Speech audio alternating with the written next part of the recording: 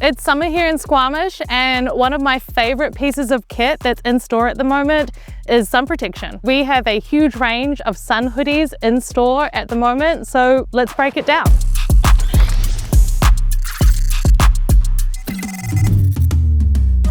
So one of the biggest questions I get asked a lot in store is what is the difference between SPF and UPF?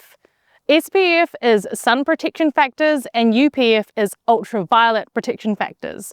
SPF always applies to things that we're applying to our skin, like sunscreen or sunblocks, and UPF factors refers to things that we put onto our body, like shirts and pants. So UPF and SPF work really well together. So if you're planning an all-day mission, a really great way to protect yourself from the sun is to combo these up with both sunscreen and sun protective clothing. So let's get into the nitty-gritty about what these sun hoodies are made of. These are usually made of a fiber like polyester or nylon, as these fibers naturally block UV rays. So what do all these numbers and letters mean?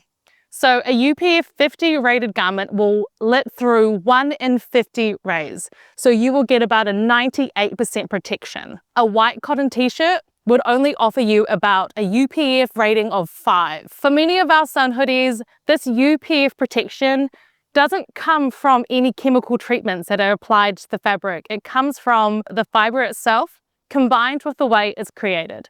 So that way there are no chemical treatments that can wash off and deteriorate the effectiveness of your sun protection. So let's talk features. Certain features that I like to look for in a sun hoodie is things like thumb loops or finger coverage. This is a really commonly burnt area on our skin that we don't often think to apply sunscreen. Another feature I really like is pockets, especially pockets in harness compatible places. This is great for small things like your keys, or other sun protective things like sunscreen or chapstick. Another really important feature, especially for climbers, are things like helmet compatible hoods, both under or over. These can offer additional sun protection to your neck and your ears and help to regulate your body temperature. Another really great thing about sun hoodies with hoods is they offer a good amount of neck protection as well. Another feature that can be really great is quarter zips or buttons at the neck. This can help you regulate your body temperature, but also take your hoodie on or off whilst wearing a helmet. As a climber, something like durability is really important, especially for the amazing crack climbing here in Squamish. So often I'm picking a sun hoodie